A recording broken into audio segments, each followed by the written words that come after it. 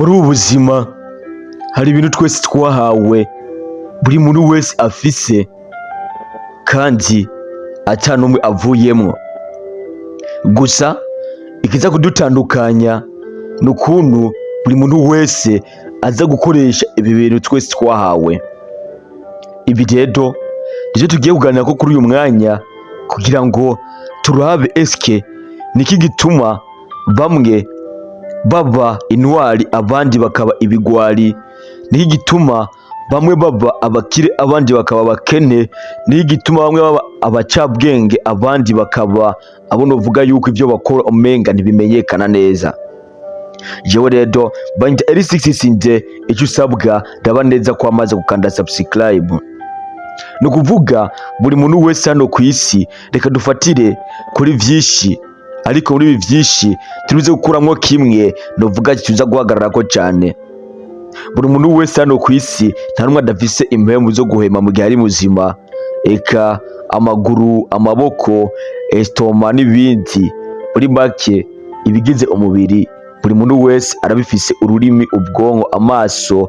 Ibi rero ni ibintu twese twahawe ku buntu, ata nguvu twakoresheje kugira ngo tubironke, eka byose twabyisanganye kandi uko nyene ku buntu. Gusa rero uko tubikoresha, uko novuga ati tubishira mu vyo Imana yateguye ko tukobikoresha, niko gutandukanye.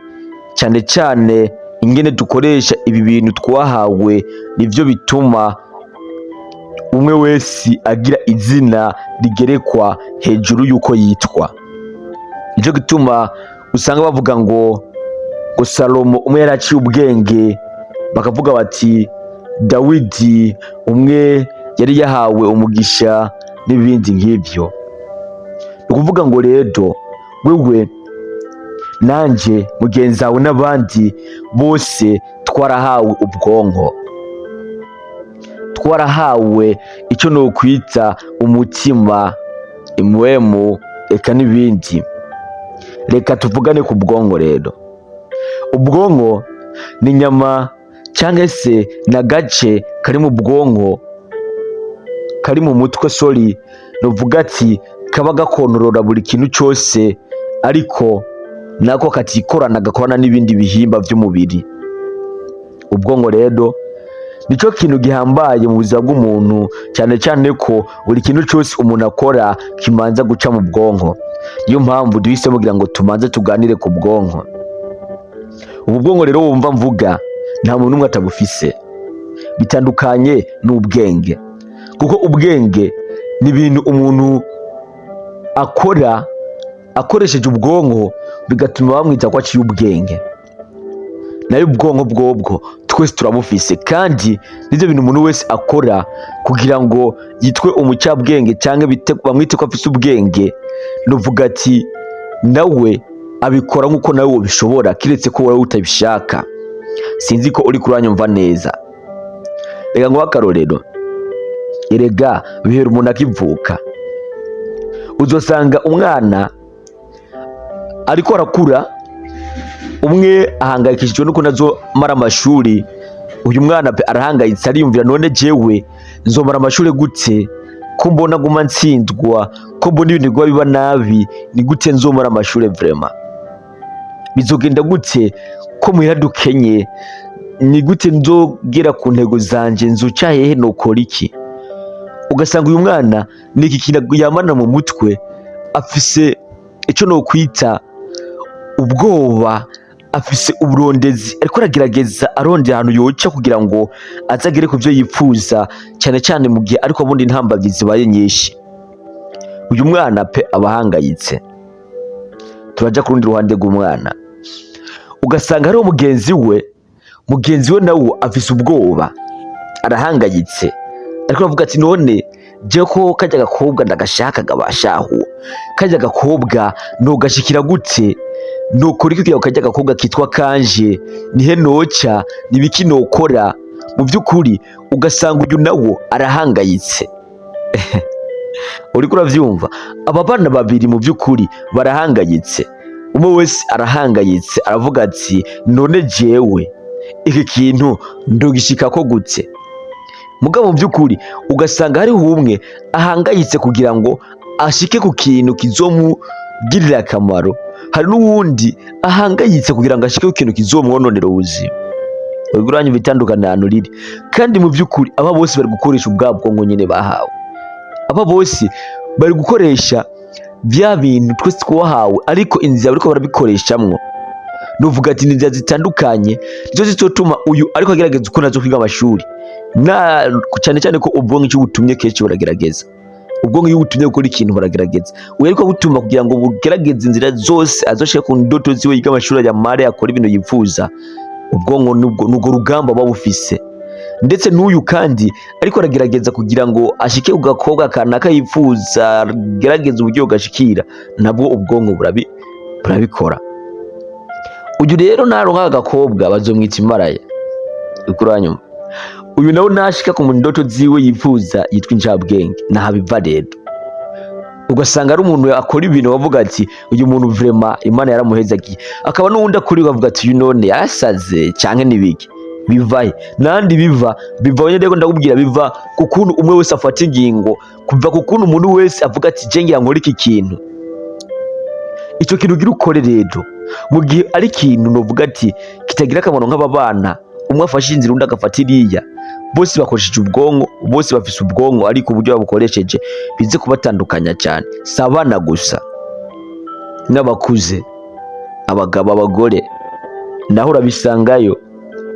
Usanga mu by'ukuri hari umugabo yicaye ahantu ariko aribaza ukuntu yoteza imbere urugo rwiwe, arahangayitse pe, ariko aribaza ukuntu abana biwe bokura mu buryo bwiza, ariko aribaza ukuntu yo develop ama business yiwe, ariko aribaza ukuntu abana biwe bokwiga bagatera imbere, ariko aribaza ukuntu umugore wiwe nawe yobaho nk'abandi, akambara neza akishima, ariko aribaza ukuntu urugo gotera imbere nk'izindi ngo zateye imbere.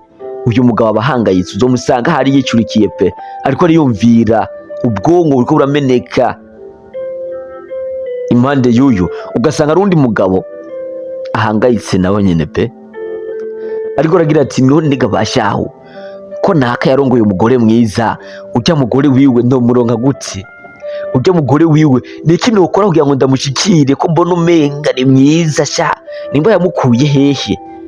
Mbega abandi bakura abagore hehe? Ujya mugore henge nasa inge nameze shaho yayaye, ngomba gukora ikintu maka ujya mugore nanje ndamurose, maka ujya mugore nanje ndamuhonjeje n'ibindi. Uravyumva judi yanje? Aba bagabo babiri barahangayitse, uravyumva? N'abagore nuko, n'abakobwa nuko. Ku ruhande rw'abana uzosanga y'abakobwa agenda avuza abahungu, ahamvuza abagabo n'abagore nuko. Aba bagabo bose baba bahangayitse mu by'ukuri. Abagabo baba bahangayitse, ibahangayikishije nigituma umwe aba intwari uwundi aba ikigwari, nigituma aba incabwenge uwundi aza kuba uwo nokwita umuntu adaciye ubwenge, nikiza gutuma umwe aba umukire uwundi aba umukene. Naha rero ni inzira dufata buri munsi nizo zitwerekeza ku bukene, abandi ku bukire. Erega ego simvuze ngo abantu bose babaye abakene ngo babigizemo uruhara, cyangwa abantu bose babaye abakire bose ngo babigizemo uruhara. Ego mbe hari igihe bishika umuntu akaba umukene kuri agisida, yaragenze uko ashoboye kose akasanga yabaye umukene ohazara. Hari n'igihe bishika umuntu ugasanga ni kinebwe yarabaye umukire ohazara. Ariko ibi ni ibintu biri adepusa. Izi depusa rero reka tuzibagize, ariko ano nanti wipusa umuntu abo mukene bimuvuyeko, undi akaba umukire bimuvuyeko. Inzira fata, ingingo ufata, amahitamo ukora buri munsi, nuvuga ati ibintu byo kuganisha ku bukene, ibindi bikaganisha ku bukire, bikaganisha ku guca ubwenge, ibindi bikaganisha ku kuba ikigoryi, ikigwari. Cyane cyane yuko nimba uri umunyeshuri, kandi ndafata akarorero, uri umunyeshuri uzi ko ufise examen, okay? Urabizi neza ati kuwa mbere mfise examen, turi vendredi, kuwa mbere mfise examen.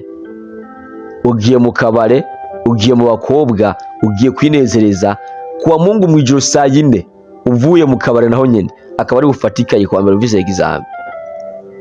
Hakaba hari uwundi mwana yahereye kuwa gatanu avuga ati ko kuwa mbere mfise examen rero guhera uyu munsi kuwa gatanu ngomba ndayitegure nongere ndayitegure gushika ndazi yuko kuwa mbere hazogera iyi examen namaze kuyitegura koko.